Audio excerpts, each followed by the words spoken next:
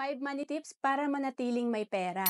Una is pataasin ang cash flow mo. So, ibig sabihin talaga gawan natin ng paraan na magkaroon tayo ng other source of income. Kailangan maganda yung income natin. And of course, dapat disiplinado tayo. Bawasan natin yung expenses natin. Huwag nating isasabay sa pagtaas ng income ang pagtaas ng expense natin. And then, pangalawa, magkaroon ng disiplina sa paghawak ng pera. Sabi ko nga, pag kumikita ka, importante na disiplinado ka kasi wala rin tayong maiipon kung lahat ng kinikita natin, gaano man yan kalaki, mauubos din kung wala tayong disiplina. And then, pangatlo, iwasan ng bad debt.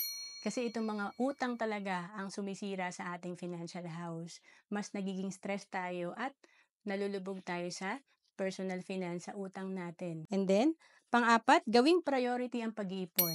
Importante talaga itabi natin kahit 10% ng kinikita natin para meron tayong mapapalagong pera at magiging asset na magbibigay sa atin ng additional income. And panglima, palakihin ang asset. Ito yung halimbawa, 10,000 per month ang iniipon mo. Sa loob ng 20 years, alam mo bang pag ininvest mo yan sa kumikita ng 12% average per year, nasa 8.65 million na yung pera mo.